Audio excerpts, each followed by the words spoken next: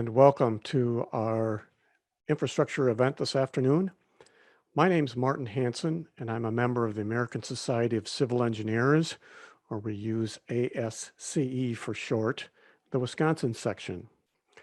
This presentation is being brought to you by the American Society of Civil Engineers Wisconsin section and the League of Women Voters of Wisconsin. We're pleased you have taken time to attend our Invest in Wisconsin infrastructure event and hope you find information in this presentation enlightening. Our event today has three parts. We have two formal presentations. First, on the recently released 2020 ASCE Wisconsin Infrastructure Report Card. And second, comments on infrastructure spending in the state and national economy. Finally, third, we will have a question and answer period with the presenters and an invited panel of guests from the ASCE Report Card Committee. A couple words about logistics for today's event. We are using the Zoom webinar platform, so all attendees are currently muted. We will be using the Zoom Q&A feature to take questions, not the Zoom chat box that some of you may be more familiar with. The Q&A feature should be visible in your Zoom screen menu, and depending on your device, you may need to scroll your mouse over the top or bottom of the Zoom window or tap the screen on your tablet to bring up the Zoom screen menu. If you'd like to ask questions, you may enter your questions in the Q&A box at any time during the webinar. We will have time at the end of the presentations to address those and any other new questions that come up at that time. This event is being recorded and will be made available on the ASCE Wisconsin YouTube channel. So let's begin. What do we mean by infrastructure anyway? It's a somewhat simple word, but it carries a variety of extremely important things we depend on and often take for granted. It's the power generation and transmission that charged your phone last night. It's the water and sewer system that delivered your clean water and took away the dirty water when you got ready to start your day. It's the roads, bridges, and maybe transit that may have helped you get to your destinations today or tonight. It's the waterways, ports, rails, and airports that helped get your online orders delivered to you and products to your stores. It's the landfills that collected your waste this week. And it's a lot more, but I think you get the point that multiple segments of infrastructure impact everyone's life many times a day. Today, we will hear from two experts.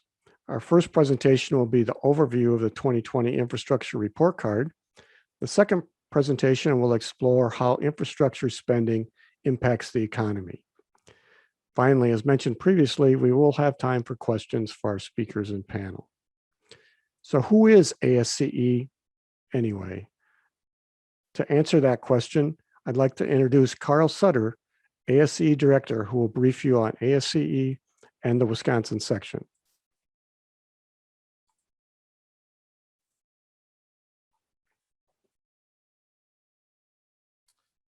Hello.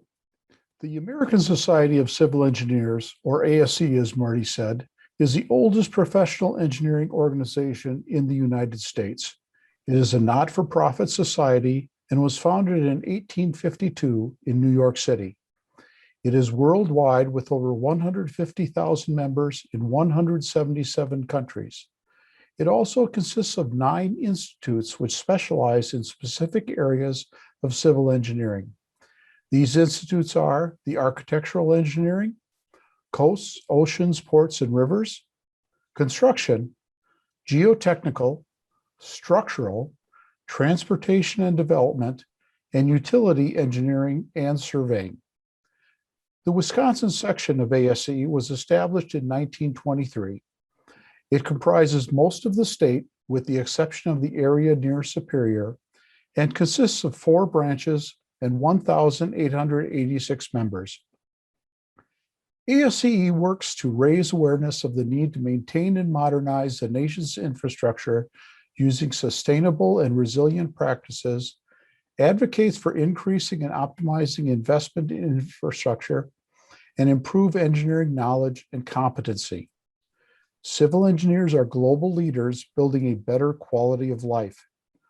Our society mission is to provide essential value to our members and partners, advance civil engineering, and serve the public good. Our code of ethics lists that engineers, first and foremost, protect the health, safety, and welfare of the public. This presentation is part of our advocacy and education effort. Thank you. Thank you, Carl. Next, I'd like to introduce Louise Petering from the League of Women Voters of Wisconsin, who will brief you on her organization. Good afternoon. Good afternoon. I am Louise Petering, League of Women Voters of Wisconsin Board President. The League is very pleased to join the ASCE Wisconsin section in this project.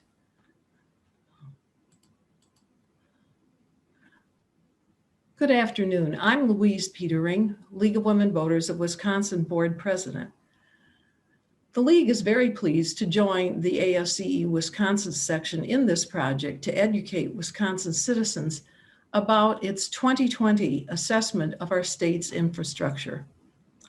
The League recognizes that the entire U.S. population of over 330 million people depends on our nation's infrastructure, regardless of whether among the 80% living in urban areas or the 20% living elsewhere across the nation. We recognize all of us need energy, water, transportation, and more to support our lives. Everyone, citizens, communities, and businesses. Absolutely everyone needs a fully functioning and well-maintained infrastructure to support our economy and provide us all with a high quality of life. Next.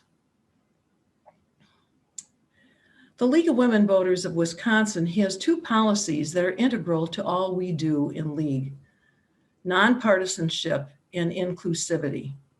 The League is nonpartisan and we do not support political parties or candidates, nor do we oppose them. We also support diversity, equity, and inclusion and welcome all to join the League. We are a multi-issue organization and we have issue positions on various aspects of government, social policy, and natural resources. All were established after deep study and member agreement or consensus. All of our positions serve the public interest, as should our infrastructure. All of our positions and policies may be found on our respective websites. We are political. Though we are nonpartisan, we do advocate and base our advocacy on our issue positions. And we have been doing so since 100 and 100 years ago. Next. The League of Women Voters is a statewide nonprofit organization with almost 3,000 members throughout Wisconsin. Next. Along with ASCE, we offer future meetings that are listed here. Details will follow near the end of today's webinar. Next.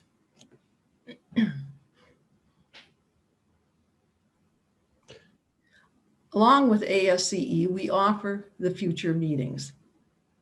Again, details will follow. Thank you, Louise.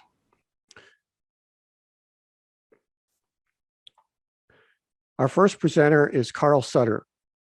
Carl is a vice president at McMahon Associates. Senior vice president at McMahon Associates, sorry, Carl, in Neenah, Wisconsin. Carl has been and currently is very active in ASCE, having served in a number of local, state, and national offices, and is currently serving as a region director. Carl will give an overview of the 2020 Wisconsin Infrastructure Report Card that was just released in September of 2020. Welcome, Carl.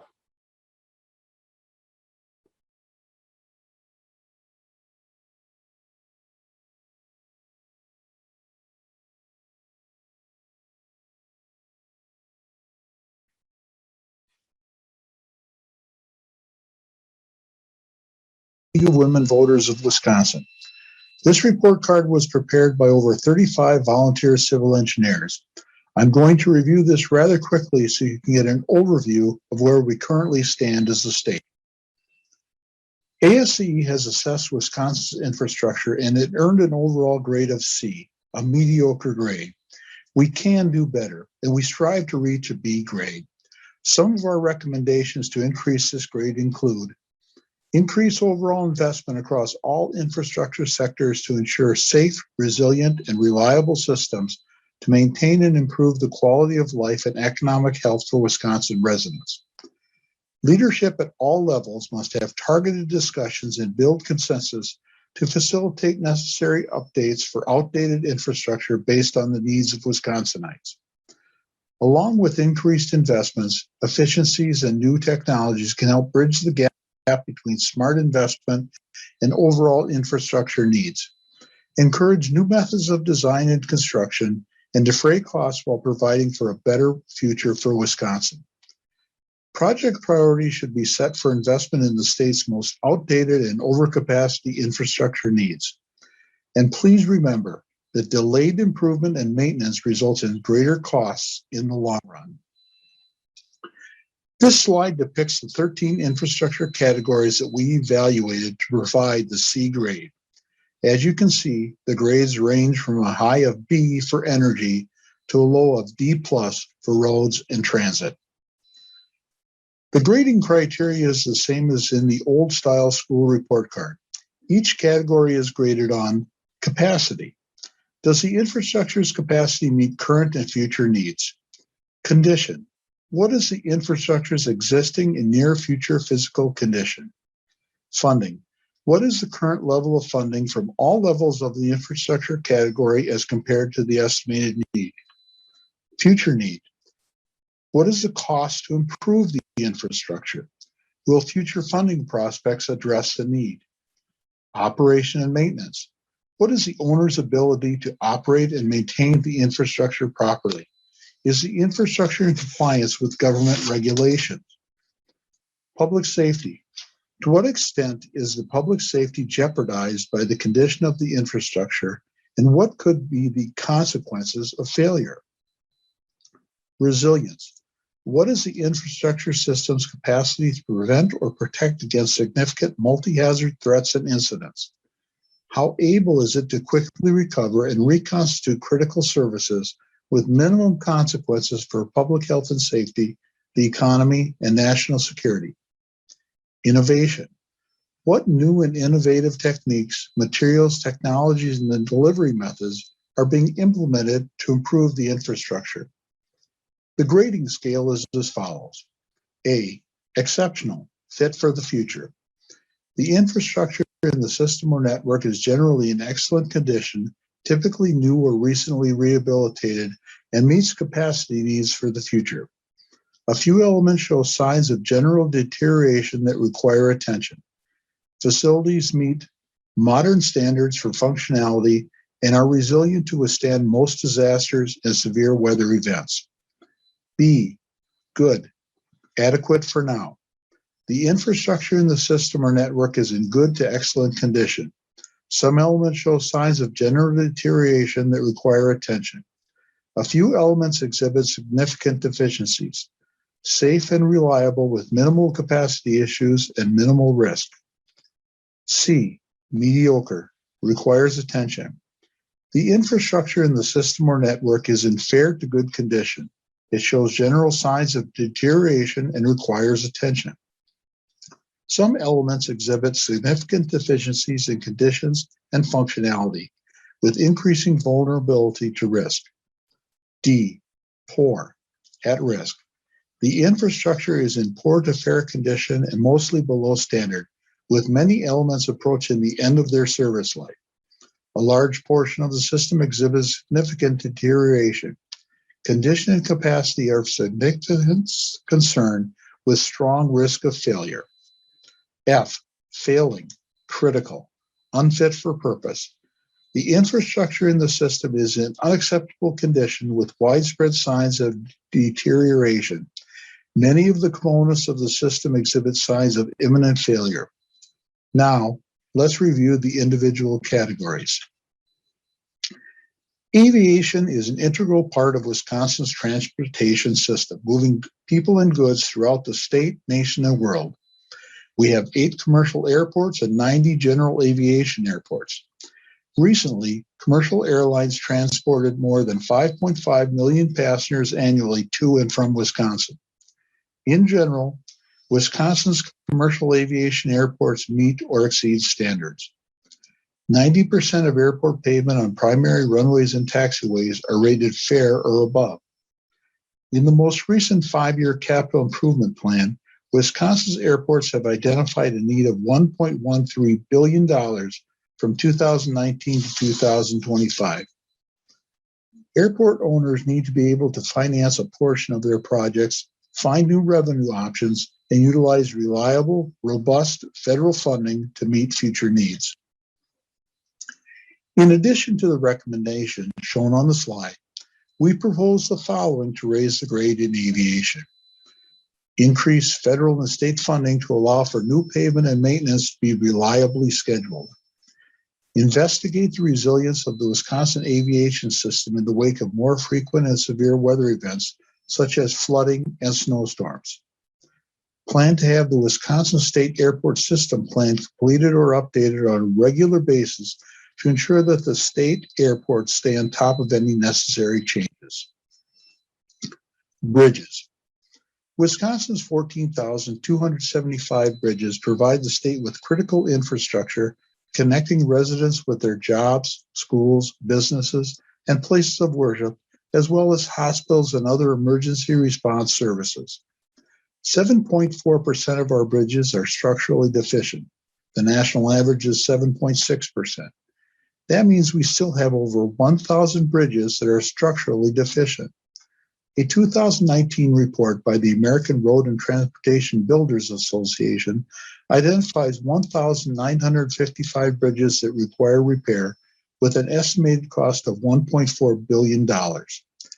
Developing policy solution and alternative project delivery methods, as well as utilizing advanced high-performance materials for bridge construction and repair to assist with cost savings are all crucial steps.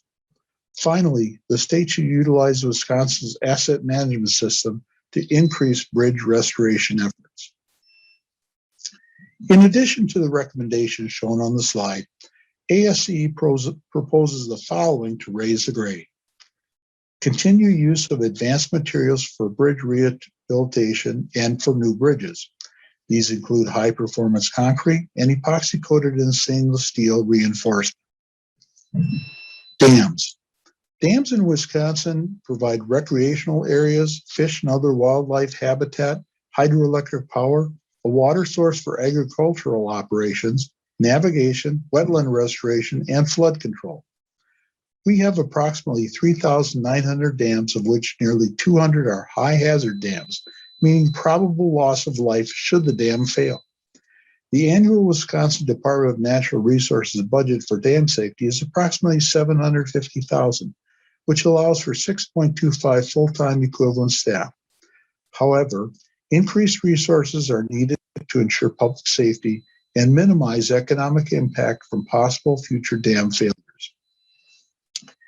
In addition to the recommendations shown on the slide, we propose the following to raise the grade in dams. Educate the public about the location and the safety risk and hazard associated with the dams. Drinking water.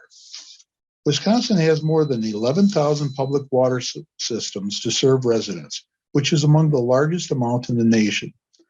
More than 80% of these are in areas where people don't remain for long periods, such as campgrounds or gas stations, while 5% serve more than 4 million residents. In general, municipalities and water utilities are encountering several natural and man-made water quality issues and must contend with aging water treatment and distribution systems to serve their communities in the future. Lead, bacteria, nitrates, per- and polyfluoroalkyl substances, or PFAS, arsenic, and radium are some of the water quality concerns that have come to light in recent years. It is estimated that $8.6 billion will be needed to address infrastructure deficiencies over the next 2 decades. Increased investment in drinking water infrastructure is needed to ensure customers have better access to safe and reliable water supply for future generations.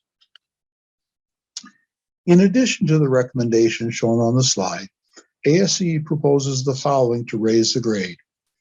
Expand and strengthen the Safe Drinking Water Loan Program, increase principal forgiveness and private lead service line funding and opportunities, and streamline and reduce federal requirements to encourage participation. Encourage utilities to investigate water conservation and efficiency measures, including implementing uniform or increasing block rate structures and performing water audits. Adopt innovative technologies to improve maintenance, reduce water loss, enhance productivity, and reduce life cycle costs. Energy. Wisconsin's utilities provide energy to commercial, industrial, and residential ratepayers throughout the state. The mix of electrical power generation continues to evolve with new gas-fired plants, wind power, and utility-scale solar power compensating for the retirement of coal-powered plants. In general, Wisconsin's energy needs will be met through 2024. Energy shortages are unlikely, but would occur if plans for additional transmission and generation needs are not fulfilled in the future. Rate increases are common in Wisconsin, and the current average retail electricity rate is 10.58 cents per kilowatt hour, higher than the Midwest national averages. However, this additional funding is directed towards needed capital projects for generation, distribution, and transmission. Utilities and government agencies are working to develop consensus greenhouse gas emission goals and the required infrastructure to attain them. Plans for power generation must consider future demand as well as public concern for the environment. Wisconsin must continue to pursue a strong energy policy that serves economic needs and preserves the environment. In addition to the recommendations shown on the slide, we propose the following to raise the grade in energy. Continue to reduce greenhouse gas production through conservation, renewables, nuclear and lower carbon dioxide producing fuels like natural gas. Continue to research and develop clean coal, energy storage, and carbon capture technologies. Continue to broaden the diversity of future fuel sources. Work with all stakeholders to create a workable 2050 plan for greenhouse gas reductions, including commitments to defined milestone objectives along the way. Increase diligence and preparedness to avert and recover from potential cyber attacks. Improve the reliability and redundancy of system controls and communications, along with blocking of directed cyber intrusions. Assure the reliability of imported energy supplies contractually and by transmission reliability and redundancy. Support transportation fuel efficiency by improving electric vehicle charging convenience and providing incentives for efficient vehicles. Wisconsin has been a leader in hazardous waste cleanup, brownfields, and emerging contaminant issues. The partnership between the Wisconsin Department of Natural Resources and the U.S. Environmental Protection Agency ensures cleanup of contamination from hazardous waste and polychlorinated biphenyl through the One Cleanup program. Of the EPA's 1,178 national priority list sites, 36, or 3.1%, are in Wisconsin. More than 3/4 of those sites, or 28, are progressing toward being delisted. The state of Wisconsin has been proactive to protect and preserve the environment from hazardous waste. Establishing and maintaining funding along with prioritizing sites with the highest risk to the health and safety of the public are the primary concerns regarding hazardous waste sites in Wisconsin. In addition to the recommendations shown on the slide, ASCE supports the following recommendations to raise the grade. Provide responsible parties access to funds to support cleanup at contaminated sites based on a suite of factors such as financial need, records of operation and maintenance, and risk prioritization. Look for additional resources to decrease the backlog claims for the Dry Cleaner Environment Response Fund. Inland waterways consist of the navigation channels and associated structures that support commercial transport of materials between ports, terminals, or other locations. The major inland waterway in Wisconsin is the Mississippi River, consisting of 213 miles of navigation channels. In 2017, 25.8 million tons of cargo was transported over barges on this freight highway, consisting primarily of iron ore, steel scraps, and food products. Wisconsin's locks and dams along the inland waterway are beyond the intended end of their design life. Targeted funding allowing component replacement has kept the locks and dams functional for the time being. However, increased frequency of scheduled and unscheduled maintenance has contributed to decreased system performance, and major rehabilitation of these structures is needed to ensure long-term durability. Since 2011, the percentage of vessels experiencing delay has increased from 6% to 35%, and the average delay per lockage increased from 20 to 70 minutes. Fortunately, additional revenue sources, including public-private partnerships, are being considered to support investments to inland waterway infrastructure in Wisconsin. In addition to the recommendations shown on the slide, we recommend the following to raise the grade.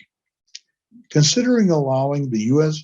Army Corps of Engineers contract authority for projects or some other appropriate mechanism to avoid the stop and start of construction currently happening because of the appropriations process.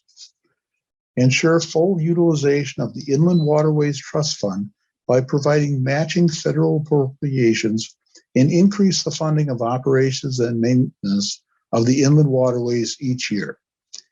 Utilize alternative financing and delivery methods, such as public-private partnerships when appropriate.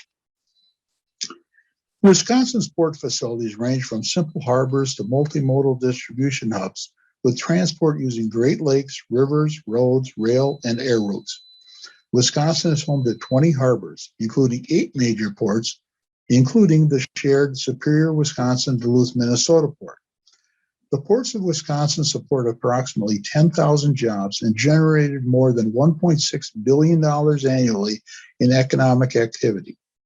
The overall condition of Wisconsin's major ports is adequate for the demands currently placed on the state, but facilities will require adequate funding to install, replace, or maintain safe infrastructure.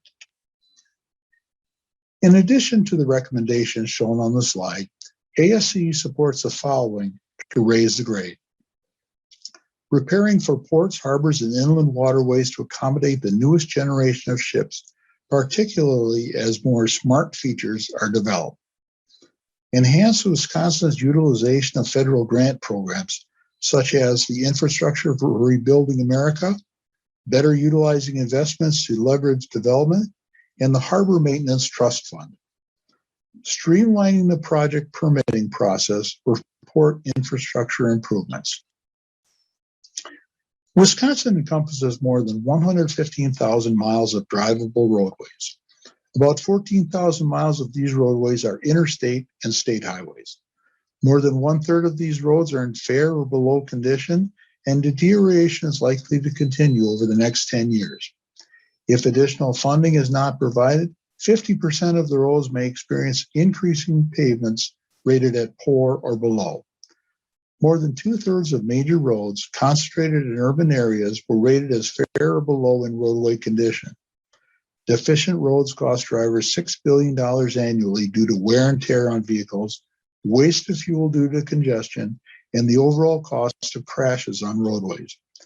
There is an estimated $13 billion shortfall over the next decade if roadway improvements are not funded. Roadway features in Wisconsin are likely a contributing factor in approximately 1/3 of fatal traffic crashes. This is tremendously significant to drivers on rural roadways throughout the state, where the fatality rate doubles the national average. In addition to the recommendations shown on the slides, we support the following steps to raise the grade. Increase the federal government investment while pursuing a more efficient and sustainable funding system at the state level.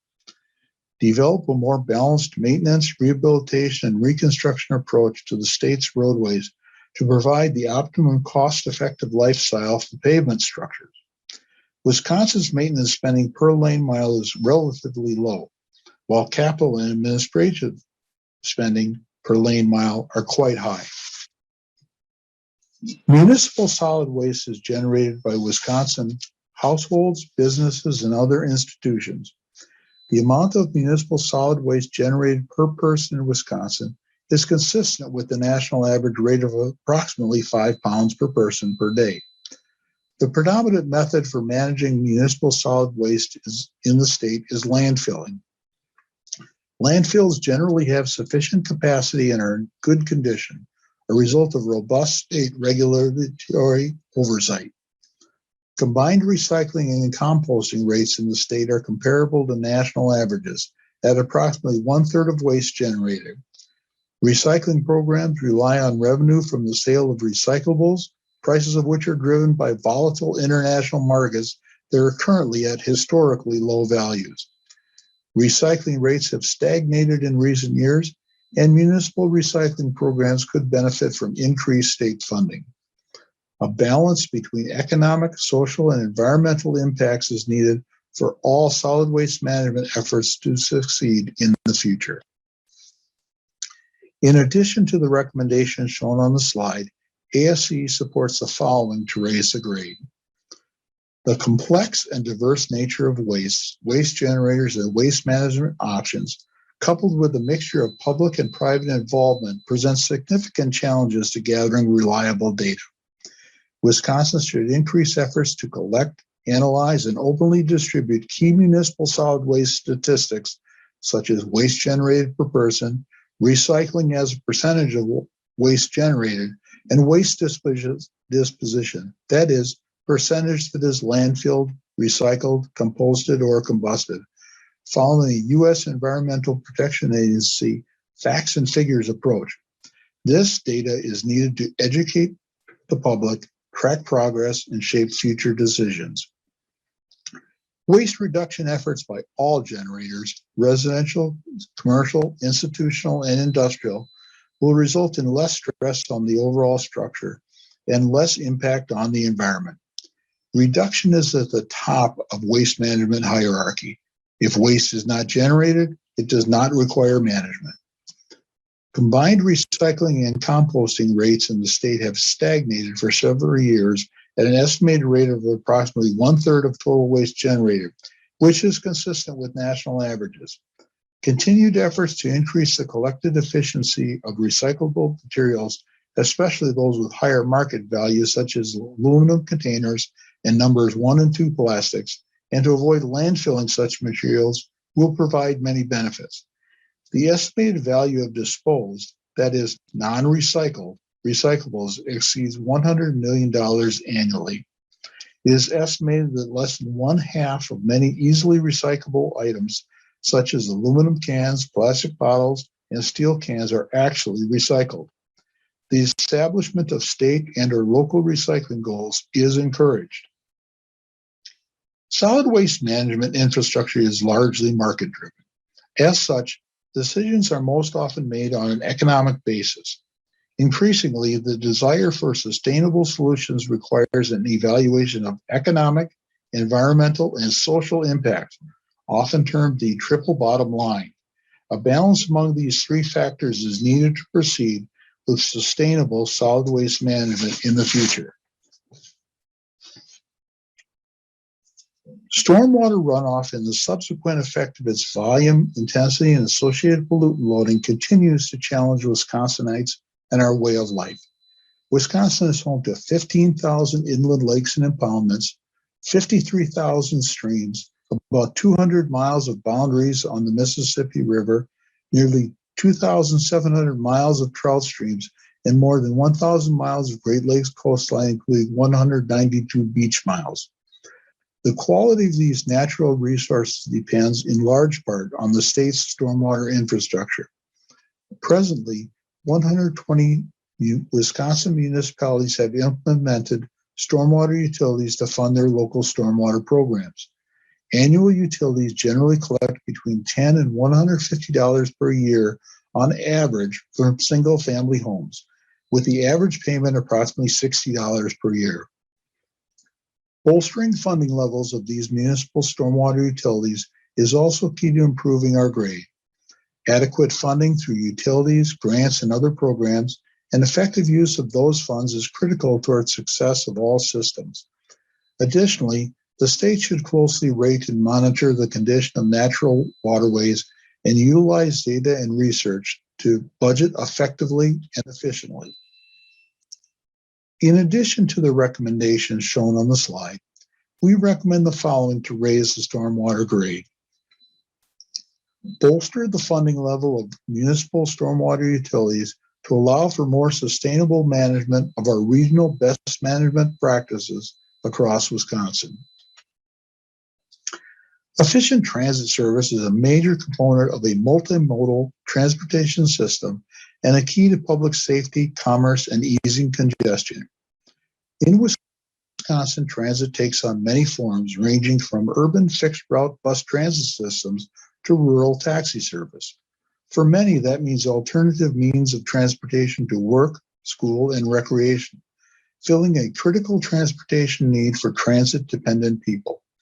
Unfortunately, funding challenges from federal, state, and local entities present public transit systems in Wisconsin with tremendous financial hurdles to overcome. In addition to the recommendations shown on the slide, ASCE supports the following to raise the grade.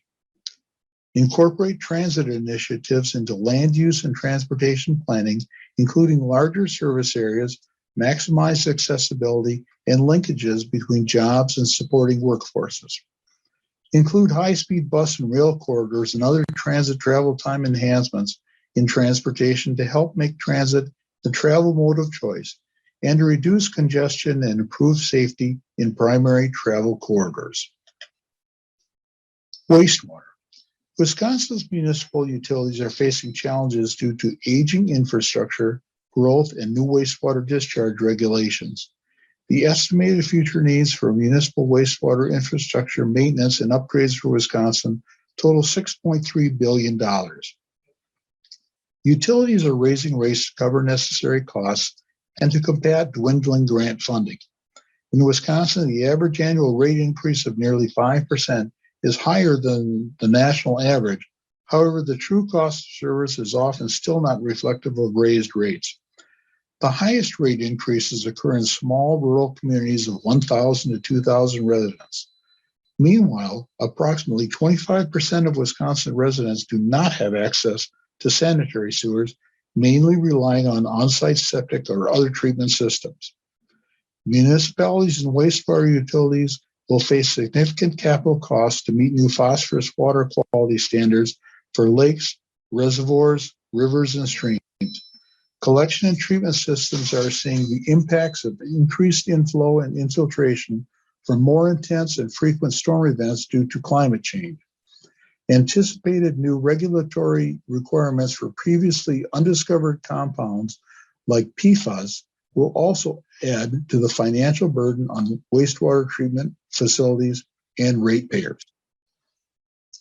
In addition to the recommendations shown on the slide, we recommend the following to raise the grade. Permit holders may incur significant capital and operation expenses to achieve the water quality-based effluent criteria for phosphorus and microconstituents, which are at the practical limits of current technology. Planning is necessary for the physical facilities and financial needs for achieving these limits. The potential impacts of climate change, such as infiltration and inflow, may impact collection systems such that future capacity will be more difficult to predict and costly to address. Support efforts for public outreach on the value of water and wastewater services and provide incentives for source reduction. Utility rates should cover the full cost of service, including operation, maintenance, and capital needs. As you can see, Wisconsin's infrastructure still needs attention. You are now equipped to speak on each of the core areas of Wisconsin's infrastructure. For access to the complete Wisconsin 2020 Infrastructure Report Card, please visit infrastructurereportcard.org/state item/Wisconsin as shown on this slide. I would also like to emphasize it's important to view infrastructure holistically in addition to each infrastructure category. As an example, greater use of ports to move freight or transit to move people results in decreased traffic for bridge and roads, increasing their efficiency and useful life. Again, thank you for your time and attention. Please feel free to ask questions on this at the conclusion of the economics presentation. Thank you.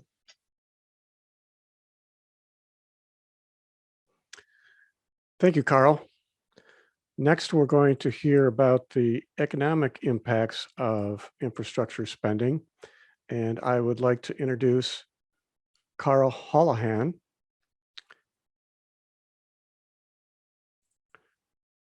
Dr. Holohan is from the University of Wisconsin-Milwaukee.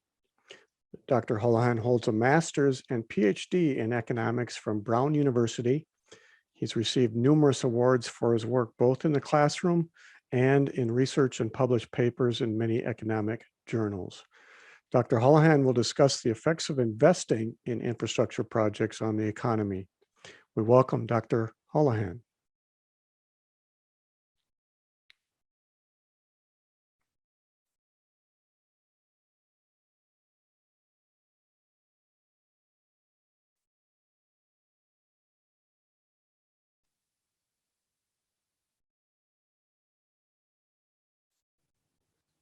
Hello, I'm Bill Holohan, and this is a short video on infrastructure spending in the state and national economy. It's going to be a little bit different than the engineering presentations because what I want to focus on is the role of spending and, of course, borrowing to pay for trillions of dollars worth of new public fixed assets that we can use going forward.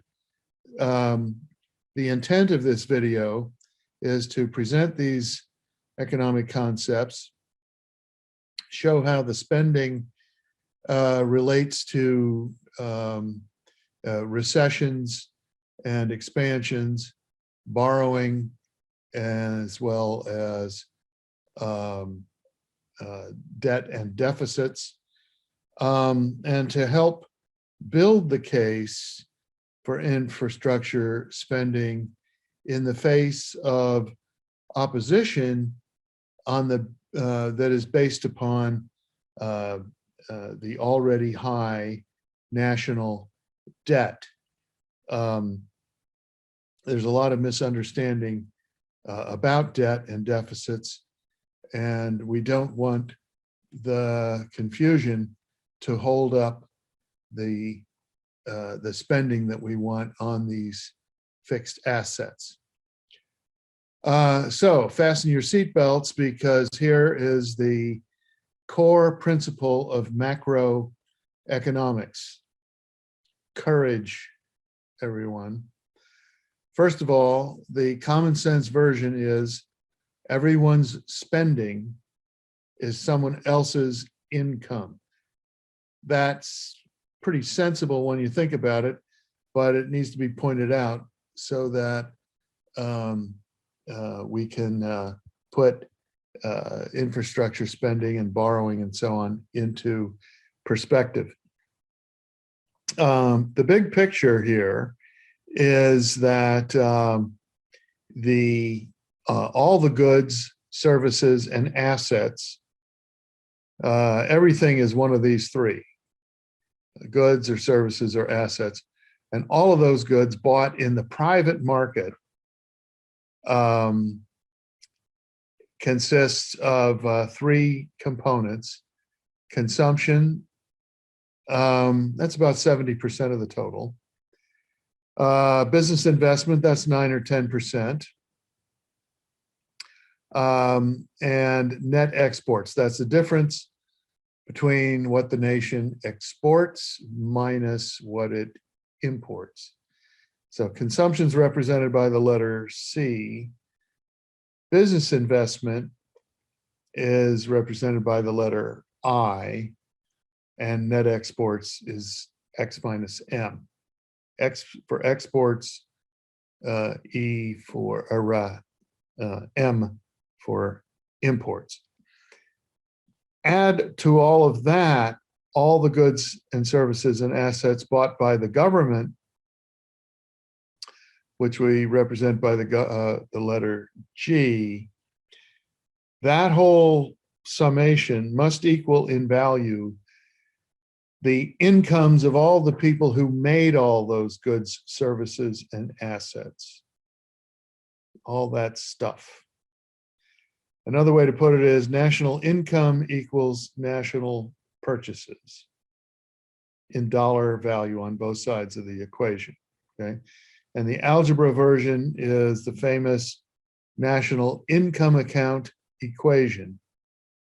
Gross domestic product equals C plus I plus G plus net exports, X minus M. This is an accounting equation. It's not right or left wing. It's not capitalist or socialist or communist or vegetarian or anything other than the way any country has to keep track of the flow of income and purchases. Okay, now to break this down a little bit better, all spending becomes someone's income. Let's follow the money. We'll follow the money. When money is spent on infrastructure assets, which by the way is part of G, typically, income is earned by those who build, install, modernize, and repair those assets. So all the engineers, all the scientists, all the people, all the teamsters, and all those people who get involved in installing and repairing and maintaining infrastructure assets, they earn money doing so. They spend a large portion of that added income, the income added to their wallets, they spend a portion of that on their preferred goods and services. Those who provide those goods and services to these people, so when these people buy groceries and gasoline and pay the rent and so forth, these people earn additional income, which they then spend on their consumer preferences. So there's a round of spending here, there's a round of spending here, and these rounds of spending continue. These rounds add to total demand for goods and services, adding to jobs. If you're in a recession, this kind of spending will shorten the recession and make the recession less severe. So what we have then is a bit of a discursive version of that equation that we saw earlier. Meanwhile, when the infrastructure is in good working order, the economy operates with more well-functioning, long-lived, durable, however you want to say it, long-lived productive assets. If you go to the national income accounts, and who doesn't, these are called government fixed non-residential assets. When the infrastructure is in good shape, we have greater productivity and greater sustainability.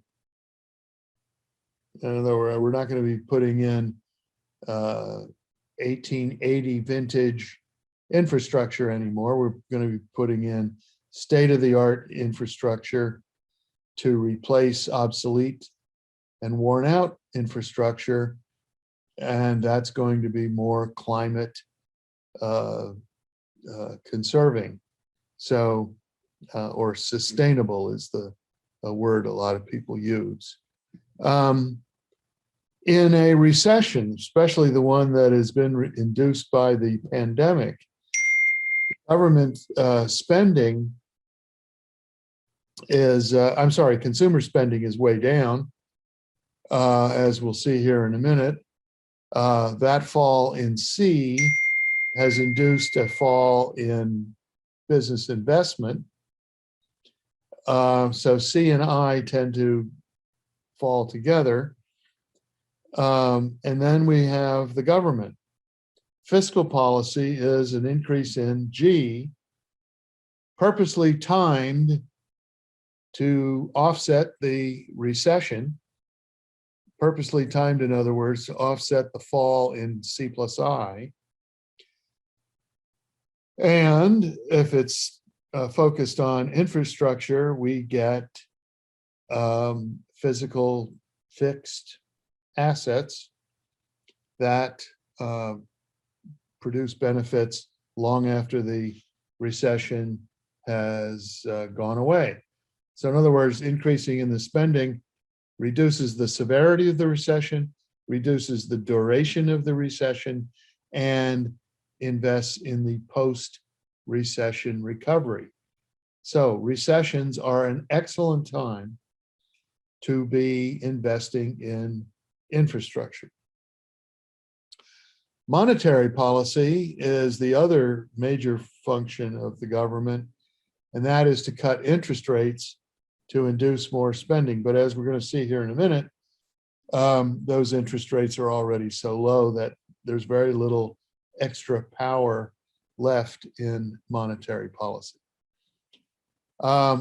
Reminder, infrastructure spending is part of G, It enhances productivity, okay? And it has that multiplier effect as consumers and businesses spend and re-spend the money. So that helps to offset the pandemic.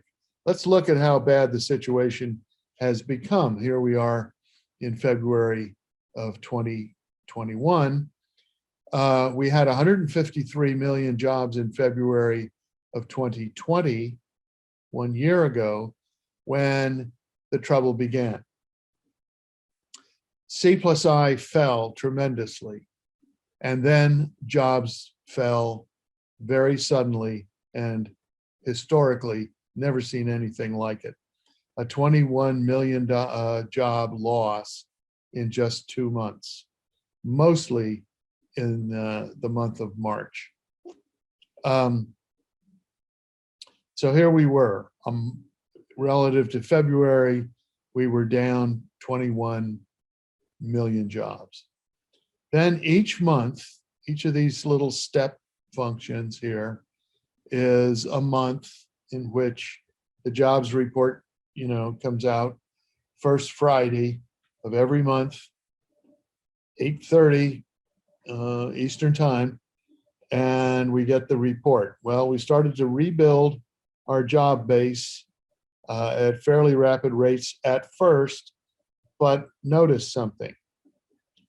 Each one of these stair steps is getting smaller. See, here we have a really big one, then a somewhat smaller one, smaller, smaller, smaller, really small. And then in November, we actually lost jobs.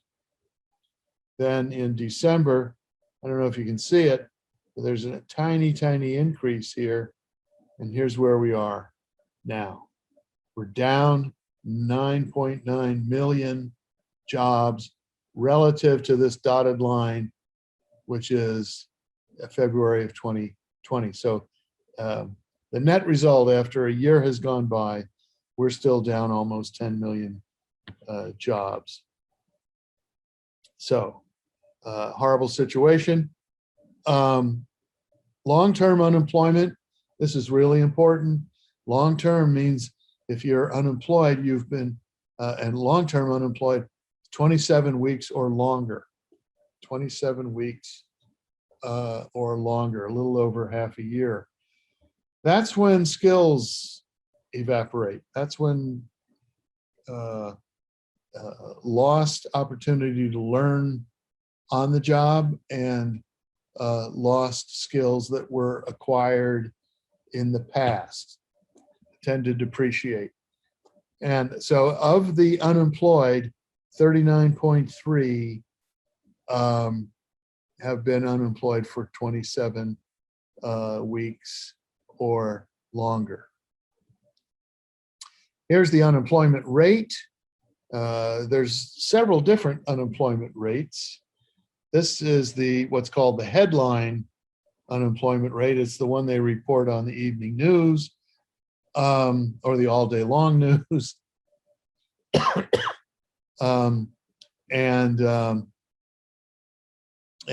If you're familiar with government statistics, this is U3.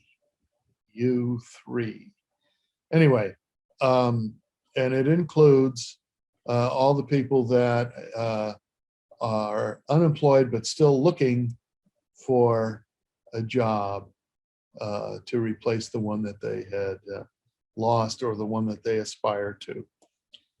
You can see it's, of course, spiked when the pandemic hit, and it's been coming down, but it's still settling at around 6.3. And as you saw a couple slides ago, things are kind of leveling off at a very depressing rate. Here, now, some people have left the labor force altogether, which reminds us that the labor force only includes those people that either have a job or are actively looking for a job. What if you have been so discouraged that you stop looking? The way you measure that is the percentage of people who are in the labor force as a fraction of the total population. And that is down to 61.4. It had been up as high as 63.5. So it's down almost 2 full percentage points. And that is a huge hunk of the population. It all comes back to GDP equals C plus I plus G, which I've exaggerated here to remind ourselves this is going to be a government function, plus X minus N.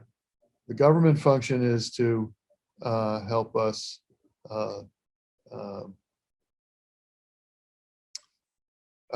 get these assets built, maintained, repaired, and so on. Public infrastructure has been neglected. Now, the American Society of Civil Engineers 2017 report card has yielded this data. The gray bar is estimated funding for this decade, 2016 to 2025. And we need $2 trillion. We have about half of that planned. And so the gap is this orange portion of the larger bar graph. Electricity doing a little bit better. Here's the estimated funding. Here is the gap. This is the gap. Now, I would urge you to realize if we get serious about climate, this bar graph is going to be much bigger. We're going to have to electrify much of what we do. Cars, heating, trucks, delivery, things like that. Trains, moving to electric trains and away from diesel. And that is going to require a major increase in the electric grid. Also, the electric grid has to be completed. It doesn't cover the whole United States, and one of the most important gaps is between the Mississippi River going east and out to what is called the Wind Alley that starts in North Dakota and goes down to western Texas. That is an area where the wind never stops. And one of the problems with renewable energy, of course, is what happens when there's cloud cover. What happens if the wind doesn't blow? Well, you don't need to worry about that from North Dakota down to West Texas. And so that is where we're going to put an awful lot of wind generated electricity, but then we have to transport that electricity across to Chicago, St. Louis, Milwaukee, places like that, that will have to introduce that electricity into the grid. Also, if we get serious about climate, we're going to be decommissioning the coal-fired power plants and moving more toward renewables backed up by lithium ion batteries. So this is going to be a much bigger deal in the years to come. Schools. School buildings are dilapidated in a lot of places, particularly urban and rural areas. If we want those kids to close the education gap, we're going to have to spend a lot of money and see that the planning is way behind the need. Waterways, ports, airports, you can see the continuation. I was surprised to see airports is so small. Our domestic airports are way behind other countries who are major trading partners. Also, if we get serious about climate, we're going to have more rail. So expect this bar graph to grow. All right, let's move on. The current report card, the 2021 report card on Wisconsin, is dismal. You'd never let your kid get away with grades like this. C+ for bridges, C+ for dams, C- for drinking water, and essential for life itself. Ports, how do we compete globally if our ports cannot handle the freight? Roads, we know we're killing our cars on these neglected roads and potholes and so forth. And of course, public transit is a joke. All right, so what do we have here? We are borrowing money at very low interest rates. Very low interest rates. Maybe we can adjust this downward a little bit. Okay, so we can see it.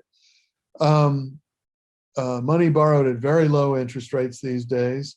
We're going to borrow money for the infrastructure and for the COVID response and for helping people feed their families, because the demand for in-person services and so-called essential workers way down. So we're going to be borrowing a lot of that money, and fortunately interest rates are really low.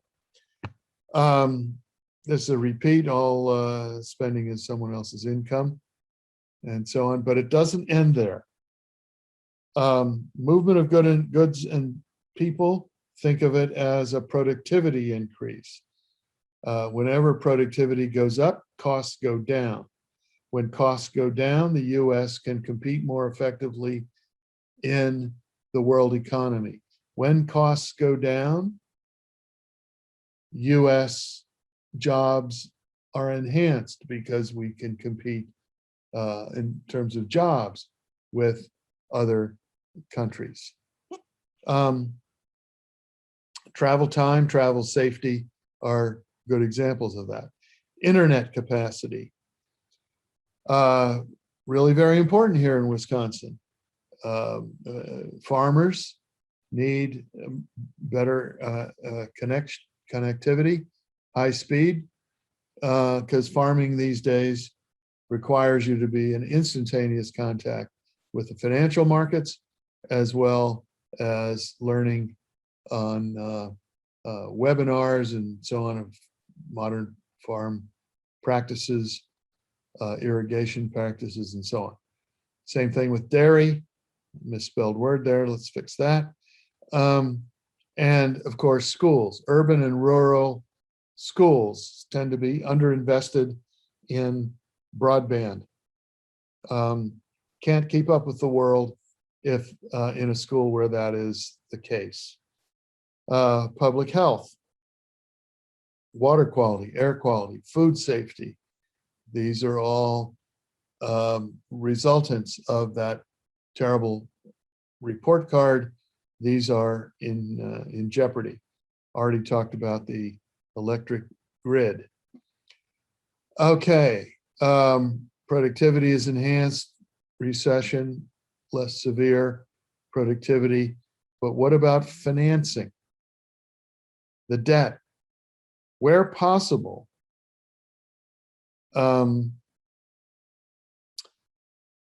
Users of these assets should pay for their use. Wherever you have a road or a bridge or something like that, where the users can be identified and their use measured, you have the preconditions for user charges. And a user charge on bridges, roads, water, electricity, cable, internet use, and so on, forces people to think, is the benefit that I'm getting from using this asset enough to justify the cost which I have to pay? I don't get to get the benefit and have the general taxpayer pay for my usage. So that helps keep the budgets under control. Why doesn't the private sector handle infrastructure investment? The answer is these are public goods. These are goods that we have to share. These are so enormous that you can't have competition. You don't have competition in the sewer system, for example. So even though free markets require streets and roads and sewer and water and things like that, it won't produce them because if they did, they'd charge monopoly prices, then they'd have to be regulated. And the public sector does a pretty good job of regulating these basic public utilities. Anyway, for political reasons especially, they've moved into the public sector. So we have public roads, we have public water, we have public flood control, disaster relief, things like that. It's pretty hard to get a private return on investment in these areas. State dollars and borrowing pay for most infrastructure projects. State dollars, and this is, people think it all comes from the federal government. More of it probably should, because the federal government can borrow at lower interest rates. States can only borrow or issue bonds if there are some kind of designated funding to repay the bonds. And then you have dedicated fees and things like that, tolls and whatnot, and general funds, income taxes and so on, unrelated to use. State and local governments own the vast majority of public capital. Vast majority. You can see in dark orange $10.6 trillion in 2017. And the federal government has a much smaller share of these fixed assets. So we have to worry about the debt. National debt's already high. It's going to get higher. Here's how you measure the burden of the debt. You divide the debt by GDP. It's currently 106%. The all-time high was 112% right after World War II. This 106 is going to go up. Fight the pandemic. We're not taxing enough to come anywhere close to balancing the budget. So of course it's going to go up. If we grow the denominator of GDP, that means that we grow our way out of the debt, which is exactly what we did after World War II. We brought that 112 down to about 33% before the debt started to go up under President Reagan. If we build productivity enhancing public assets, i.e. infrastructure, then future taxpayers will inherit both financial debt and those assets. So you can think of it as double entry bookkeeping, where on one side, here's the letter L, you have liabilities. On the other side, you have assets and liabilities. Think about both sides when you want to borrow to invest in infrastructure.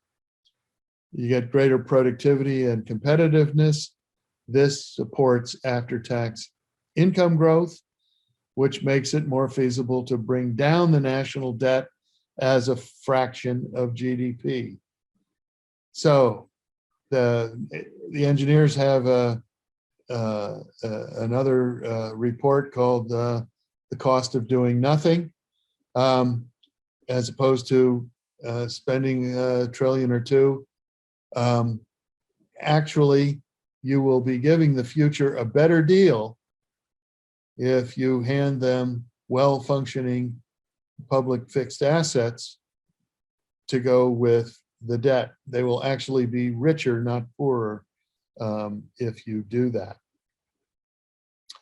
One final thing, here's the national federal debt as a percentage of gross domestic product. And you can see it's rising and rising and rising.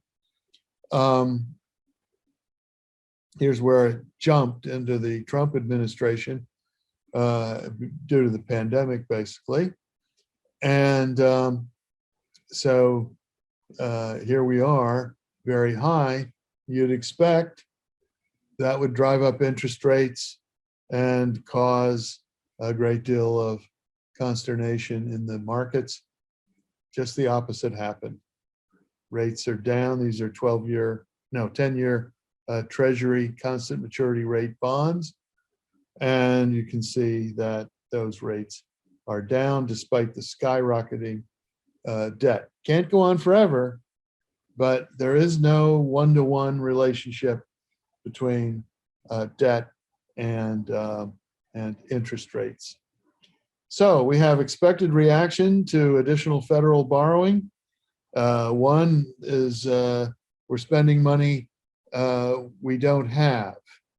Well, of course, when you borrow money, you are spending money you don't have. That's why you borrow it. And we're borrowing from our grandchildren. Well, we're actually borrowing from each other. We're borrowing from savers who want some kind of an investment. They've basically decided worldwide that US Treasury securities are about the safest thing they can invest in. So we're really not borrowing from our grandchildren. They will have to pay back, but they get assets to work with to help them pay it back.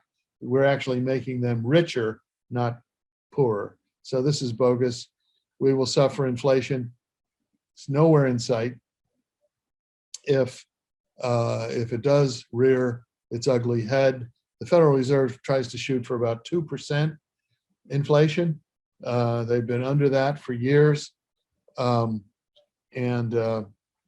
we will see, and they can tighten when and if that time comes. But as Janet Yellen, the Treasury Secretary, used to be the head of the Federal Reserve, chairperson of the Federal Reserve, she said the other day that there's much greater danger in undershooting this spending than overshooting. And if inflation does materialize, we can deal with it at that time. We will become Venezuela. That's another thing you'll hear. It's absolutely ridiculous. It's a highly socialist country. It's not a competitive market like we have. And it's reliant heavily on oil, which is, of course, going down in value as we switch to renewables. Drive up interest rates, thus crowding out business investment and growth. Well, as we saw in that earlier graph, that isn't happening either. So let's build that infrastructure, but get ready. There are very good reasons for continuing. These are not coherent objections, but be ready to answer those. Thank you for your time. There will be a question period to follow this. I'll turn it back now to the moderator, who will get the question and answer underway.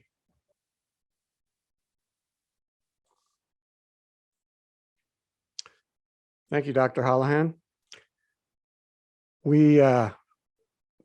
Before we get into the question period, I'd like to have everyone participate in a quick poll. And to do that, you'll just use your screen. I'll call up the poll here first. But while we're doing that, I would like to remind you that you can enter your questions in the Zoom Q&A box. And the Q&A box is found on the Zoom screen menu. Depending on your device, you should be able to bring up the Zoom screen by either scrolling your mouse over the top or bottom of the Zoom window or tapping on your screen on a tablet. So first, let's do a poll. And while we're doing the poll, I'll invite our panelists to join the Zoom stage here with their cameras and microphones. So let's find the first poll. This question is trying to ascertain what 3 infrastructure segments are of most concern to you, either as a person or a business owner. It's quite unscientific. We're just taking a quick poll. You can choose 3, and you may have to scroll the poll down to see the other choices. After you've made your 3 choices, you'll have to hit the blue submit button in order to have those recorded.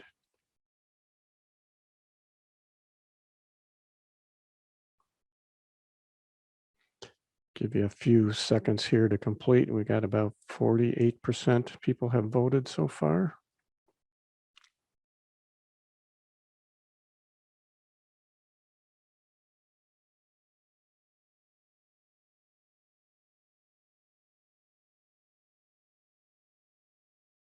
Give you another 10 seconds here.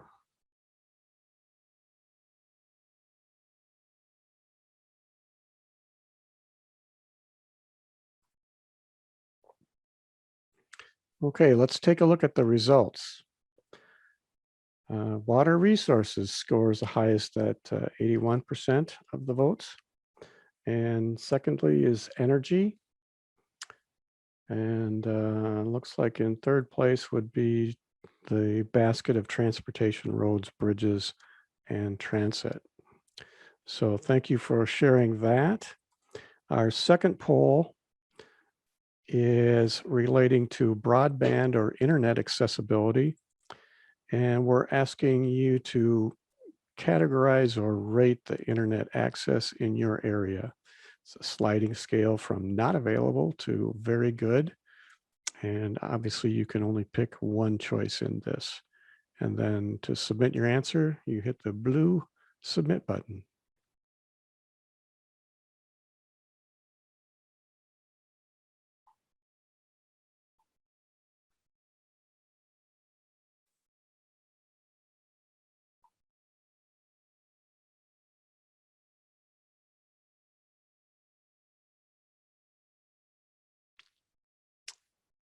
Okay, we got about 79% participation there. I'm going to close the poll in about 5 seconds, in case you're undecided yet. Okay, we have the majorities at 43%, pretty good. So we're looking at the southwest part of the state, pretty good coverage and density. I know that up in Hayward, we were struggling along at 1.5 MIPS for many years, but we're finally up to 25 now. So, but I know there's other areas of the state that still need to be served. So thank you for participating in that poll as well. Now we'll go to our esteemed panel. And our first question is from Anne. And I'm going to ask Jennifer to take this question. Oh, I should introduce our panel. Sorry, Jennifer Schaff and Jake Brunailer were senior members on our report card committee. So welcome to them. And Carol Diggleman is joining the panel from the League of Women Voters. So feel free to address your questions to any of us, or I will try and bat them around a little bit and see if we can get a good logical answer for you. So, Jennifer, how often is the report card done by ASCE in Wisconsin? And is the highest priority category always the one with the lowest grade? Those are excellent questions. So currently in Wisconsin, our goal is to produce a report card every 4 years.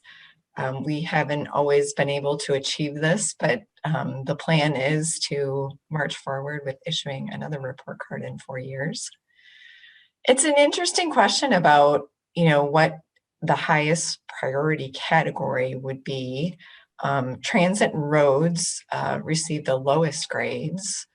And I think that we feel that there's definitely funding needs for those programs. I don't know that it's really our place to prioritize infrastructure spending necessarily. It's our role to really report on what's going on with our infrastructure and attempt to give some inclination as to where we need to head. Do you have anything to add, Marty? Yeah, thank you, Jennifer. Yeah, certainly the report card should not be looked at as a prioritized shopping list of projects or even segments that we need to address.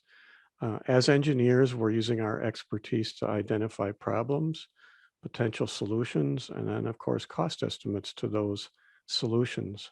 So then it becomes a policy decision as to where we're going to make those investments. So the report card specifically doesn't get into any recommendation that we attack one or at the detriment of another. I would also probably add that we're not looking to actually get a grade of A in every category. There's a point of diminishing returns, and if we get up in the B to B plus, that's probably the area that we want to target, because the cost to get to A don't necessarily have the corresponding benefits.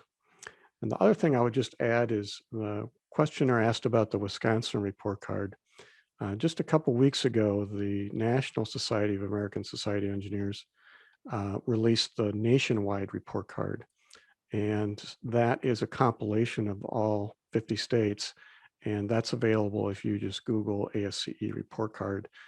You can take a look at what the national grade is compared to what the Wisconsin segment is. Our next question is from LJ. What would the impact on solid waste be if Wisconsin enacted a bottle deposit bill? Marty, can you hear me? Yes. Perfect. Go ahead, Jake. I was gonna say I'll go ahead and I was gonna go ahead and tackle that one. An interesting idea and a great question. And someone could correct me if I'm unaware of studies that looked into that exact, that potential legislation and looked at some of the cost benefit analysis, and I think even some environmental impact of adding a bottle deposit. Obviously we all saw in the report some of the disheartening statistics that, I mean, less than half of our recyclable materials actually end up in their proper recycling disposal streams. Those items never make it to the curb, whether that's a physical curb or some sort of proverbial curb. They're ending up in those general waste streams. And when those materials end up in those general solid waste disposal streams, our solid waste infrastructure doesn't really have the capability to efficiently and cost effectively separate those items out to get them into some sort of more usable, reusable status, or even a sellable state. So I can, I went ahead and tackled this question just because, I mean, me personally, I work for, the second largest plastics recycler in North America with my actual employer. I volunteer at ASCE, but my day-to-day interactions with my day job is with a plastics recycling company, and I can speak to, I mean, what might be more beneficial and what could be a more beneficial route is just to advocate for better programs to increase our efficiency and quality in our current recycling programs, where we advocate to our public citizens that it's important that they do participate with good recycling, stewardship, that it's important that what could be recycled, we've got the education programs to educate those citizens to get those enacted and make sure that they're aware of those recycling programs and their benefits. That way, as the quality of that recycling goes up, the municipalities that have those recycling programs are increasing the quality and demand for that, and therefore increasing their own cost efficiency, that they're able to make more money on those recyclable materials. Very good. Thanks, Jake. The next question I'd like to have Carl and Dr. Holohan address. It's targeted to ASCE, but I think Dr. Holohan would like to comment as well. Question reads, how would ASCE prioritize the many investments needed by state government? And how would that prioritization differ if we place the greatest emphasis on projects that would benefit underserved populations, for example, Black and Brown communities? So first, Carl, and then Dr. Holohan. Okay, thank you, Marty. I think the first thing that would have to happen here is, first of all, ASCE, as Jennifer mentioned before, we're giving a snapshot in time of the current state of the infrastructure. We're not prioritizing either categories or projects.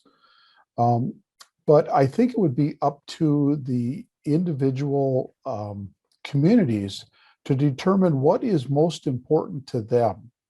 And then based on that, other groups could go through, such as ASCE or financial institutions, to go through and figure out what would be the best project to undertake to get the best, what we would call bang for the buck. We want to make sure that we're actually assisting these communities, and we're going to spend our money wisely to do it. Dr. Holohan is going to get us the money, and we're going to spend it wisely so we get the best project possible. Dr. Holohan, your comment? All right. Can you hear me? Yes. All right. Well, that was quite a question, actually.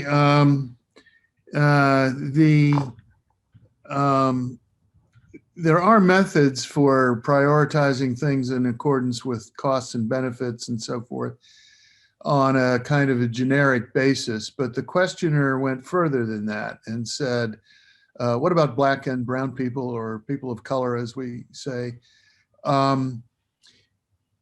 If we look at the legacies that these people have had to face, the word deprivation comes to mind. In Wisconsin, for example, many of them came up here from the South where they were mistreated, and they came here back when Mayor Meyer was inviting them up to take manufacturing jobs, And lo and behold, those manufacturing jobs, a lot of them evaporated. They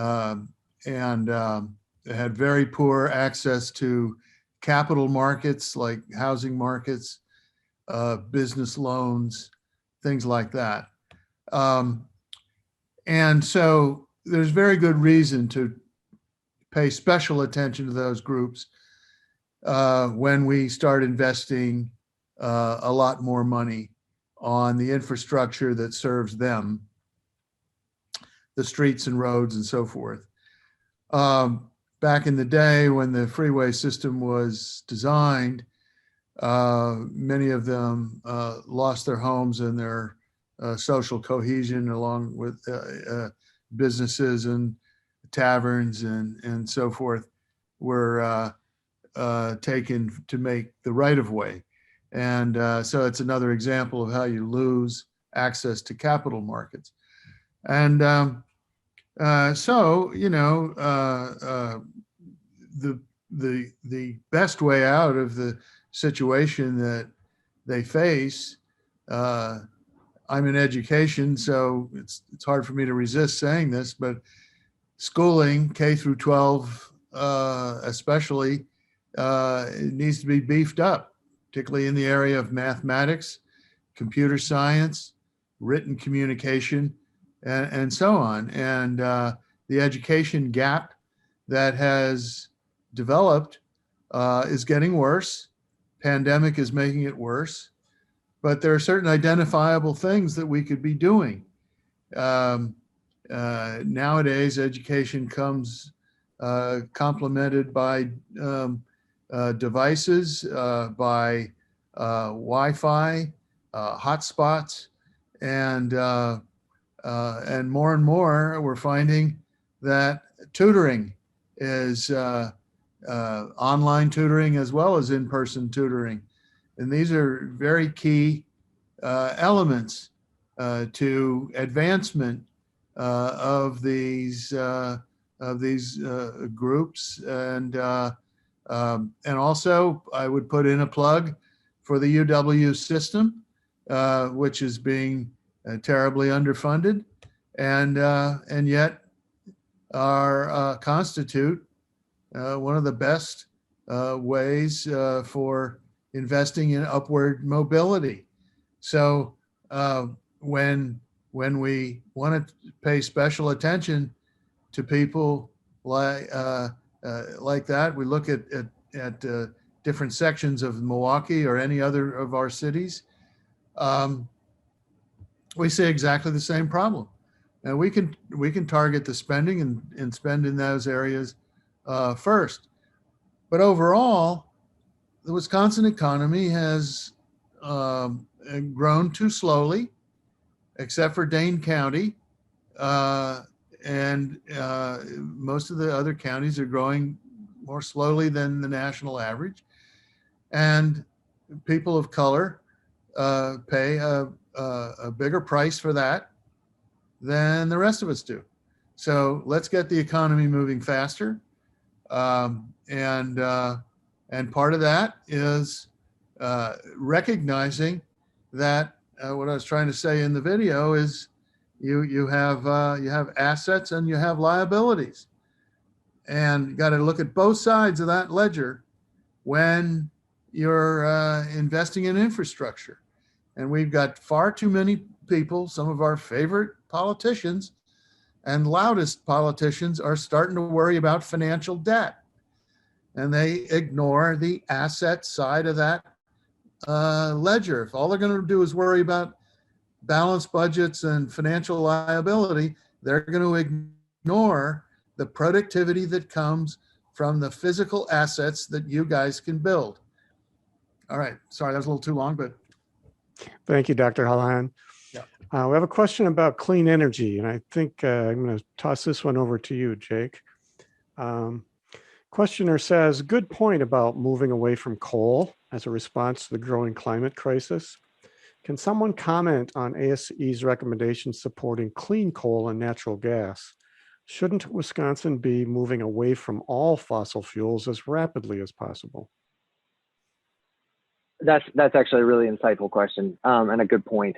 And one thing we'll just say right off the bat is, I mean, so far, Wisconsin has been a leader nationwide, and our utilities so far have far exceeded our targeted greenhouse gas emission reductions.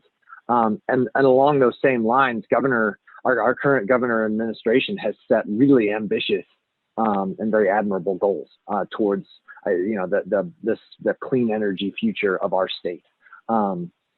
But it's important that as we continue to tackle those challenges to try and bring us into the 21st century of a clean energy kind of future, that we continue to have open dialogue and a lot of consensus development amongst stakeholders, and create workable plans, to develop the necessary infrastructure. It's not something, as much as we've got our ducks in a row for the next few years. I think the report says our state's energy needs are met through 2024, with shortages being very, very unlikely, which that should give us all some peace of mind. And Wisconsinites have had to pay for that. We pay more than normal, but in that regard, because we've properly invested in our current energy infrastructure, we have some of the lowest outages. We have some of the most reliable energy grid systems across our entire state compared to many of our neighboring states and across the country. And so a few things in this world do we not get what we pay for. But when it comes down to it, with the needs of growing infrastructure to create a clean energy systems, that is not something that's going to happen overnight. Clean energy is going to take many years of effort and continued development and investment to properly implement those new programs. And so, and then after that, those systems, our current systems and those future systems, will certainly need good programs for operations and maintenance for the continued future, just like any infrastructure system. Very good points, Jake. And I would point out too that most engineering problems, if not all, are what we call multivariate. They have multiple variables going on at the same time. So if you overemphasize one particular part of that equation, you can really cause some havoc. And I think a small example of that might be Texas over-reliance on no de-icing on some of their wind turbines. So you're making an economic decision that we don't think that event's going to occur very often, but we ended up with the brownouts and the blackouts that we saw down in Texas by some emphasis there. Yeah. So when engineers look at problems like this, we explore all the options and present alternatives, and then the policymakers have to come forward and decide what those priorities are. Our next question is an easy one. I will take this one. And someone is asking, how can I watch Dr. Holohan's presentation again? Well, in about a couple days, we'll have this video edited up and it'll be available on the ASCE YouTube channel. So if you're a YouTube person, you know how to get there. If you're not, just Google ASCE Wisconsin YouTube. You should be able to click on our channel and you'll be able to watch the entire presentation, and you can skip forward or backward as you please. I wanted to go back to Dr. Holohan one more time.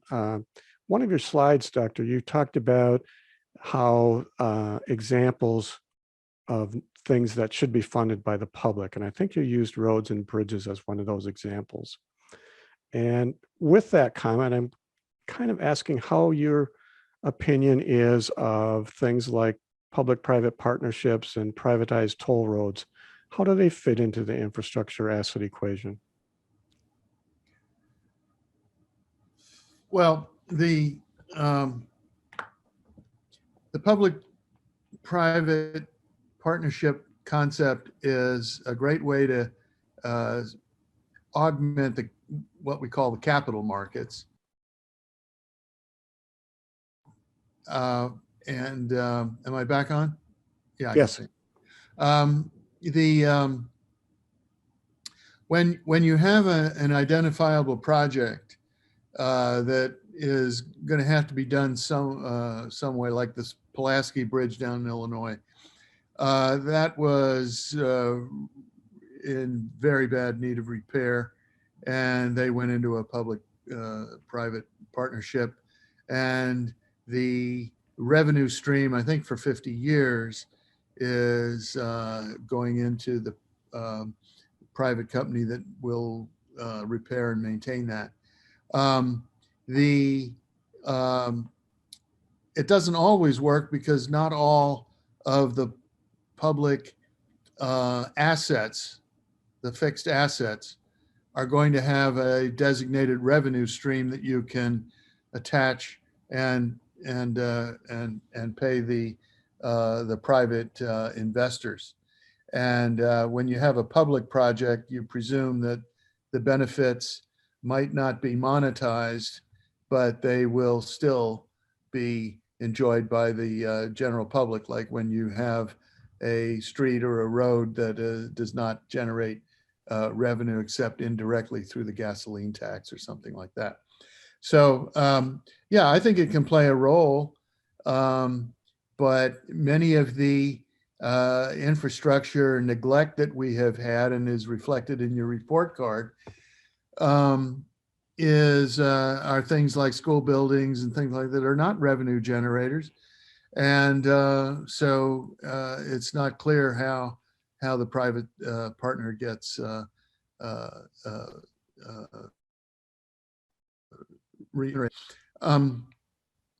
there was another part of your question, I think, no? I guess I was, kind of comparing, you either pay the interest on the bond or you pay profits to the investor who's privatizing that roadway or bridge. Is that a wash in terms of what the public? Well, you still have a problem trying to monetize a very large benefit that does not generate a revenue. Like, for example, if you're going to retrofit old buildings, I don't know, you can't always monetize the benefit, even though it's a very important public contribution toward trying to get control of the climate problem. If I could go back just a moment to the issue of clean coal, there was a question a few minutes ago about that. I know that AOC is objecting to using gas, natural gas that comes from fracking operations. Our situation is so critical right now over the next 30, 40 years to try to get to net zero by 2050, which is going to move into 2060 and 2070, no doubt. But we've got to get off of coal, and a transition fuel is available without harming the economic growth that we need for so many of these other problems that we have, like the education and welfare of the people of color that another questioner wanted to know about. These are all problems that have to move forward simultaneously.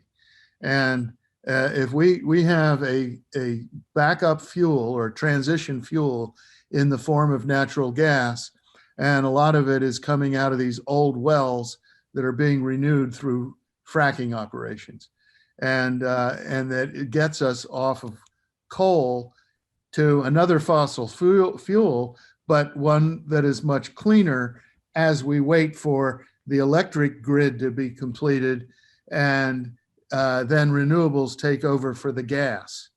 If we don't do that, we're going to continue to use coal much longer than we should. And I think if we can think of gas as a transition fuel, I think that would be a good improvement over the national debate on this subject. Very good. That fits very well with Jake's comments as well. Good. I'm going to toss a question. I'm not sure whether Louise or Carol would like to take this question, but question to the League of Women Voters of Wisconsin. What does the League expect to gain from its involvement in this infrastructure project or infrastructure in general?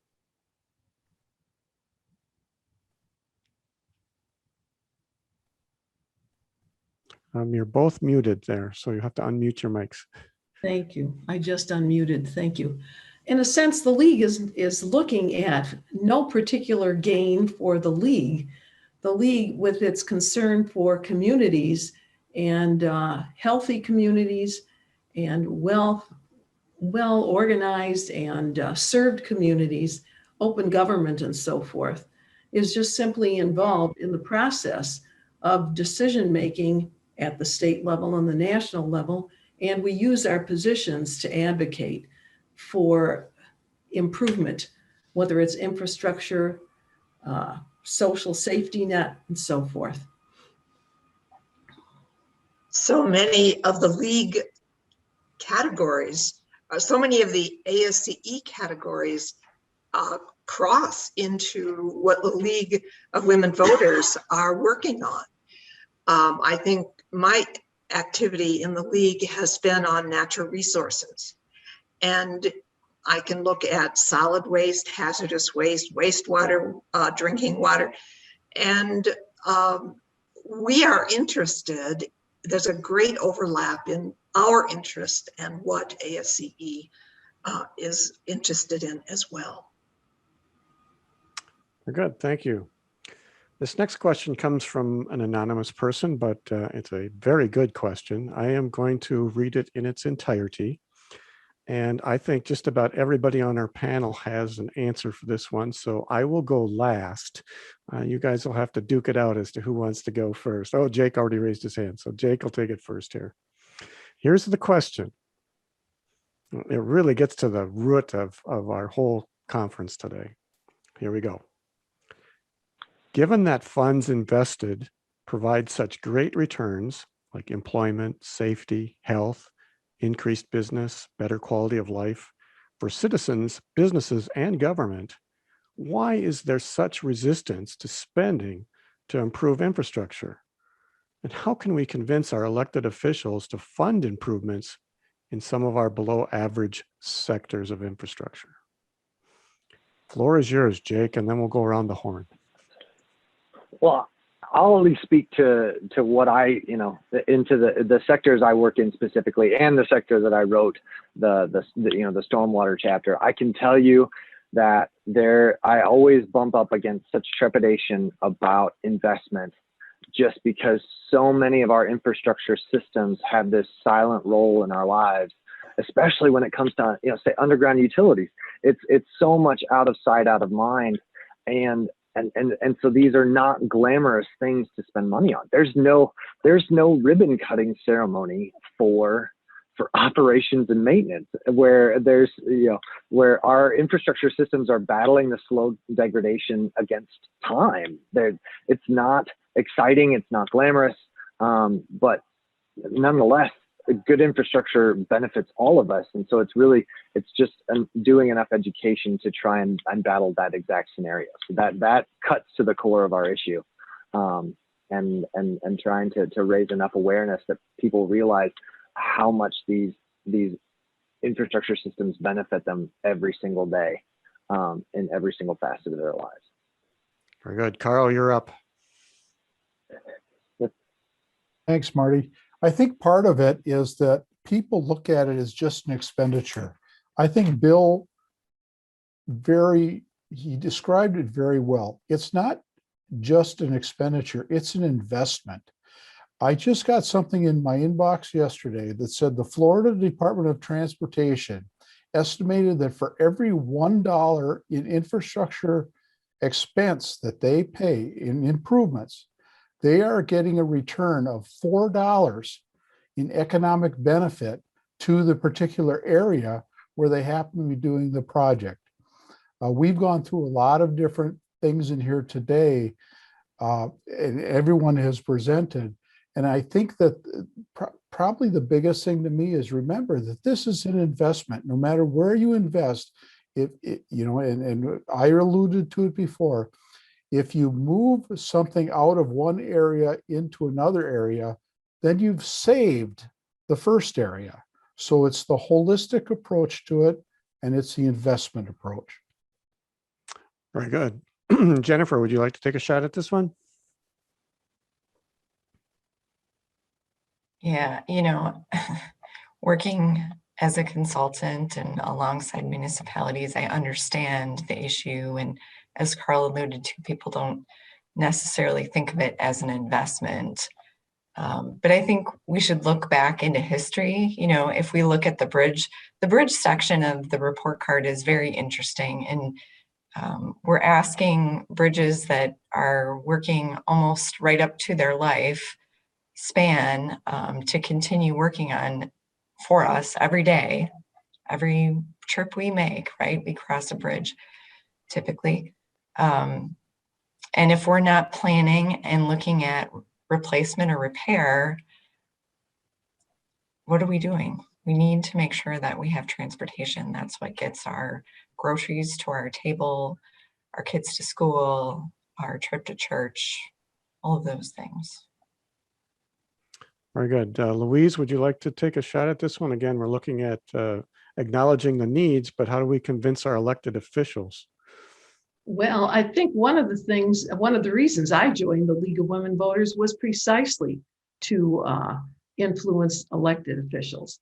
And so it's incumbent upon people to understand what they would like to see happen with respect to, for instance, infrastructure, so that they have clean water to drink, clean air to breathe, wholesome soil from which wholesome foods can be grown. So the idea is join an organization, band together with other folks who are concerned constructively about how our communities function, and go to it. Don't just sit back and join their advocacy. So as I said earlier, the League of Women Voters invites anyone to join. Okay. Dr. Holohan, would you like to comment on this question? Oh, boy. I might have to put a time limit on you, but go ahead. Well, look, I mean, it's the asset liability thing again. And, but beyond that, you know, the nation is already about $27 trillion in debt. And so people will say, particularly Republicans will say that it's time to balance the budget, and that, you know, we've got to get fiscal responsibility and so forth. But if you frame it right, the fiscal responsibility is actually on the side of repairing and replacing and maintaining the infrastructure that raises productivity and reduces cost and increases competition, or competitiveness of our nation and the state of Wisconsin. So we're going to hear a lot of nonsense about balancing the budget and we can't afford infrastructure. And then for a sweetener, they'll throw in a concern about our grandchildren or something like that. Well, the fact is that when the grandchildren inherit all this infrastructure that we don't repair now, that's a big, unbelievable debt too. And so it's our job, it's our time, it's our lifetime during which we've got to take a much better stewardship of these assets that not only we use for our jobs and our productivity, but so will our grandchildren if that's a legitimate concern. And another thing I think is that a lot of people who have got a tax cut in 2017 know that their taxes are going to have to go up, because it's like Willie Sutton used to say, that's where the money is. And so all of our taxes are going to go up, but primarily I think in terms of rate increases, it's going to be among the upper income people. So a lot of their reluctance to invest in the public sector is a concern for their own taxes. And then finally, I'm starting to hear a drumbeat that the public sector is some form of socialism, as if fixing a bridge is the next is some Leninist plot or something like that. So watch out for that kind of ridiculous rhetoric. And if the American Society of Civil Engineers gets their rhetoric right, I think it would be a very big help, because the economics is clearly on your side. Very good. Carol, you still have an opportunity to comment here. Okay, I would love to make a comment. I spent 32 years teaching at Milwaukee School of Engineering, and I am absolutely convinced that we need technically educated citizens to reach their public officials with thoughtful reasons why a particular piece of legislation needs to be supported. Often our elected officials would like to support spending money for one infrastructure improvement or another, but they need support from voters. And that's what this project is all about. It's getting a wider group of educated citizens to write thoughtful letters to their elected officials. Thank you, Carol. So I get my 3 minutes on the soapbox here too. My career was spent designing highways and bridges. And, you know, you can look at a major highway project. It might take anywhere between 5 to 10 and even longer from the time that that project is thought about till we get to cut Jake's ribbon on that project. The other part of that equation is when the 35W bridge went down in Minneapolis, we replaced that, and I think it was 14 months. I'd have to look it up to be sure. But it was an impossible task that got done in a completely unrealistic timeline. But the engineering part of it and the environmental part of it and the connection to other modes of transportation all happened within that same time. So even though I'm a consultant and, you know, maybe you might think the longer a project takes, the better off for the consultant. That's not necessarily true, but we can be more efficient at getting these projects done. And to the other point, Jake is entirely right. If it's out of sight, it's out of mind. Nobody thinks that that water main underneath the city street that's 75 years old is going to break until the day it does break or the day it does freeze. And then maybe you're out of water for a couple days, or you're in Texas and you're out of power for a month. You know, when these things break, they are catastrophic and they impact many, many people. But to prevent some of that or to mitigate against that, most engineering projects have what we call a factor of safety. So we over-design a little bit for some of these contingencies. And so we've done such a good job of over-designing it that I think some of the policymakers and politicians think it ain't broke, we don't need to fix it. And then we don't maintain it. So I think that's part of how we've gotten into this hole, if you will, of our backlog of work that really needs to get accomplished in order so we don't see things like that in the future. I am at the bottom of the list of the questions, so I'll make one last call from our audience if they'd like to toss one up to the panel here. While we're waiting for any other questions to come in, I want to just inform you that we will have a survey when you leave this webinar. It's 19 questions. Boy, it sounds like a lot, but it's really not. It's just asking you to rate a few things and make a quick comment. So when you leave the meeting or when I ultimately close it down, that survey should pop up right in your web browser, and we'd appreciate it if you take a minute or two to fill that survey out. There's another question came in. How can people access or find out about their local League of Women Voters? I'll take that, Marty. Louise here. We have a website, the League of Women Voters of Wisconsin. Simply Google LWV-WI.org and all the local leagues appear. If you are not in an area where there is a local league, we have members at large across the state. Please click the join button and follow the directions, and you will be a member of the league.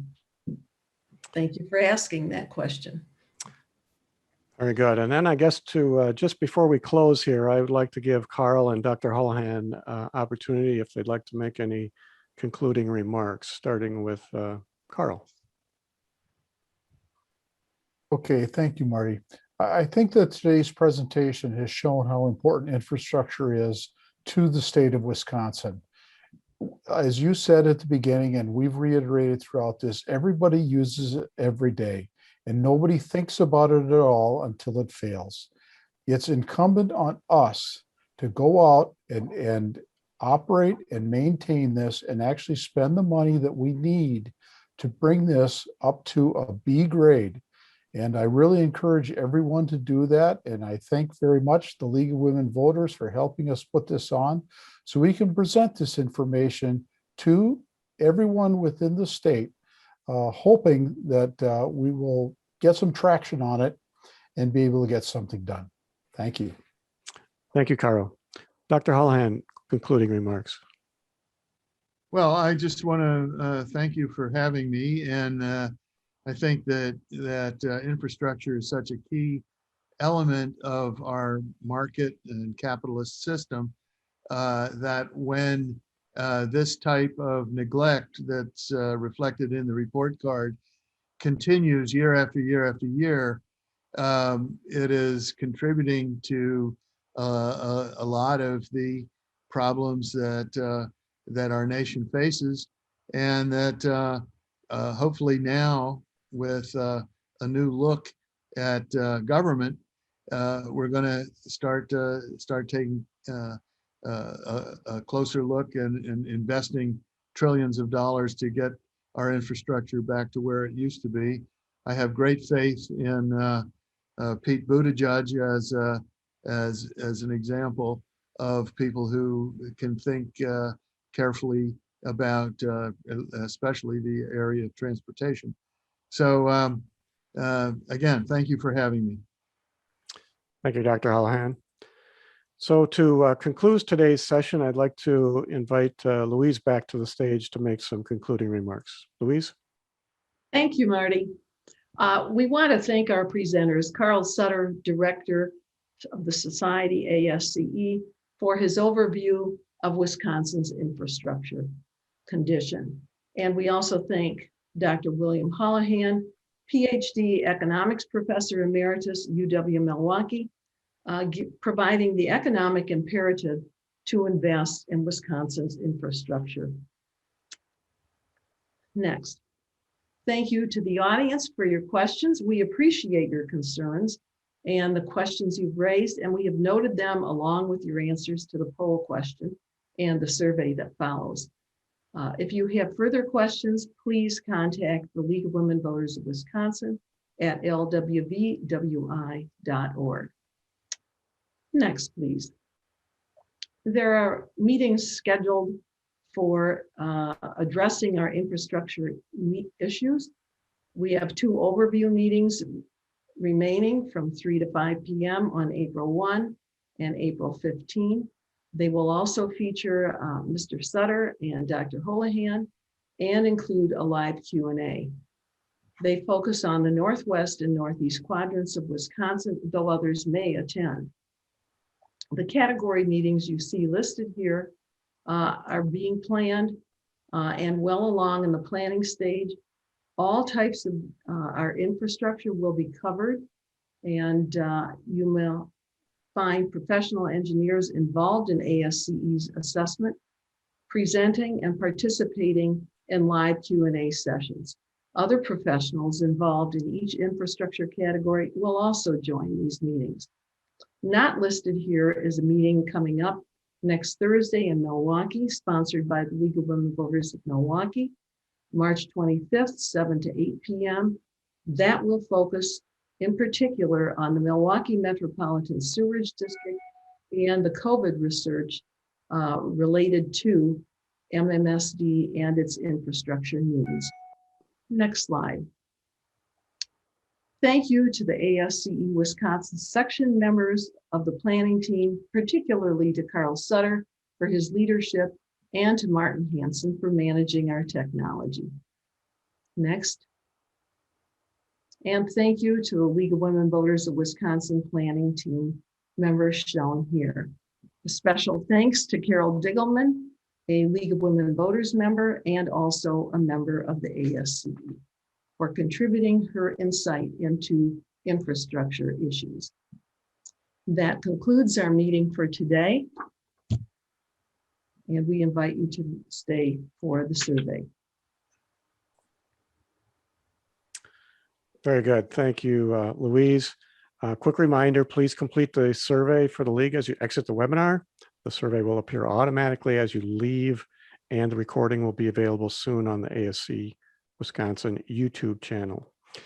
Thank you again for attending, and have a pleasant evening, and certainly be safe. Good night.